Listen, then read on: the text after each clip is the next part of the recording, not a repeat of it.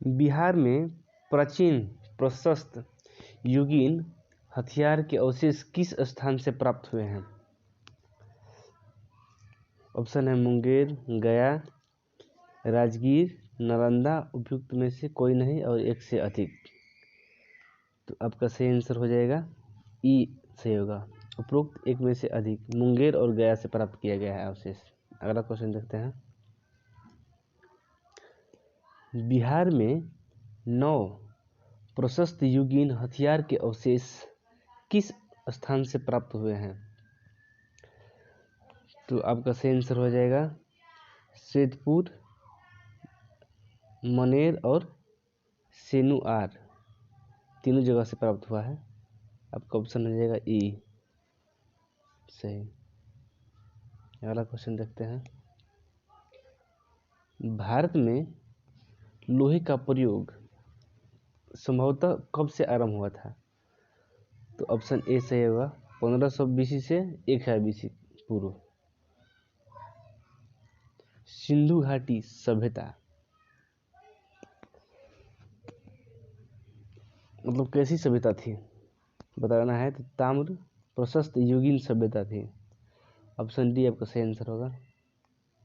अगला क्वेश्चन, बिहार में ताम्र प्रशस्त युगीन हथियार के अवशेष निम्नलिखित में से किस स्थान से प्राप्त हुए हैं? तो गया से प्राप्त हुए हैं। ऑप्शन ए आपका सही आंसर होगा, ये आपका सही होगा। अगला क्वेश्चन देखते हैं। बिहार में भौगोलिक क्षेत्र की चर्चा सर्वप्रथम किस ग्रंथ में मिलती है? बिहार के भौगोलिक क्षेत्र की चर्चा सर्वप्रथम किस ग्रंथ में मिलती है? तो शतपथ ब्राह्मण ग्रंथ में मिलती है। बिहार के भौगोलिक क्षेत्र की चर्चा सर्वप्रथम शतपथ ब्राह्मण ग्रंथ में मिलती है। लिच्छवी गणराज्य की राजधानी कहाँ थी? तो लिच्छवी गणराज्य की राजधानी वैशाली थी। ऑप्शन डी आपका सही आंसर होगा। लिच्छवी गणराज्य की राजधानी वैशाली थी। अंग जनपद की राजधानी कहाँ थी?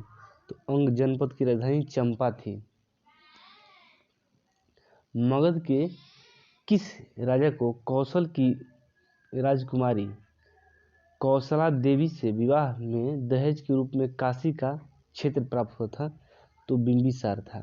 बिंबिसार को कौशला की देवी से विवाह के रूप के बदले दहेज के रूप में काशी प्राप्त हुआ था बिंबिसार को। अवंती किस शासक के उपचार के लिए बिंबिसार ने अपने चिकित्सक जीवक को उज्जैन भेजा था? तो ऑप्शन सी हो जाएगा चंद्रप्रद्योत। अवंती के शासक चंद्रप्रद्योत के उपचार हेतु बिंबिसार ने किस राजवैद्य को उज्जैन भेजा था? तो जीवक होगा। अभी देखेंगे क्वेश्चन, वही क्वेश्चन है जीवक। वैशाली पर आक्रमण हेतु किस राजा ने गंगा, गंडक और सोन नदी के संगम पर एक सैनिक छावनी का निर्माण कराया था? तो अजातशत्रु था। अगला क्वेश्चन, किस जनपद पर आक्रमण हेतु अजातशत्रु ने गंगा, गंडक, सोन नदियों के संगम पर एक छावनी का निर्माण किया था? तो वज्जी।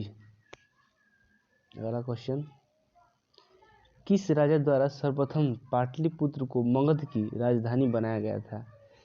तो पाटलिपुत्र को किसने पहले राजधानी बनाया था? तो उदयन। अगला क्वेश्चन देखते हैं। किस शासक द्वारा मगध की राजधानी को वैशाली में स्थापित किया गया था? तो शिशुनाग के द्वारा। काला अशोक किसका उत्तराधिकारी था? तो काला अशोक शिशुनाग का उत्तराधिकारी था। ऑप्शन ए आपका सही आंसर होगा, शिशुनाग का उत्तराधिकारी था। निम्न में से किस शासक ने एकराट की उपाधि धारण की थी? तो एकराट की उपाधि महापद्मनंद ने धारण की थी। निम्नलिखित में से किस शासक ने अपने दूत श्रीलंका, पश्चिमी एशिया तथा यूनानियों द्वारा शासित राज्यों में भेजा? तो अशोक। अगला क्वेश्चन देखते हैं। अशोक का आखिरी युद्ध था? तो अशोक ने आखिरी युद्ध लड़ा था कलिंग के बाद युद्ध नहीं लड़ा था। मौर्य युगीन दक्षिणी की मूर्ति बिहार के किस जिले से प्राप्त हुई है? मौर्य युगीन यक्षिणी की मूर्ति बिहार के किस जिले से प्राप्त हुई है? तो आपका सही आंसर होगा पटना से प्राप्त हुई है। अगला क्वेश्चन देखते हैं।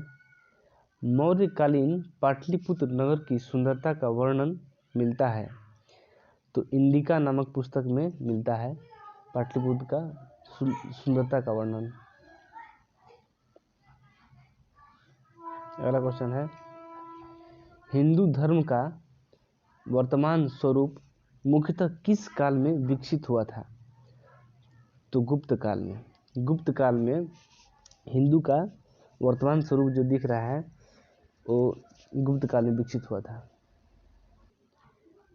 निम्नलिखित में से किस शासक द्वारा गया स्थित बौद्ध वृक्ष को नष्ट करने का प्रयास किया गया था? तो शशांक के द्वारा। अगला क्वेश्चन देखते हैं। वर्तमान में गया में बोधि वृक्ष को कौन सी पीढ़ी मौजूद है? वर्तमान में जो बोध गया में बोधि वृक्ष है वो कौन सी पीढ़ी का है? तो चौथी पीढ़ी का है। आपका सही आंसर होगा ऑप्शन डी। अगला क्वेश्चन देखते हैं। निम्नलिखित में से कौन सा कथन गलत है? गलत कथन को चूज करना है। तो शशांक एक क्रूर और धर्म शासक था, ये तो सही दिया है। वह बौद्ध धर्म का अनुयायी था, ये गलत है। तो आपका बी आंसर सही हो जाएगा।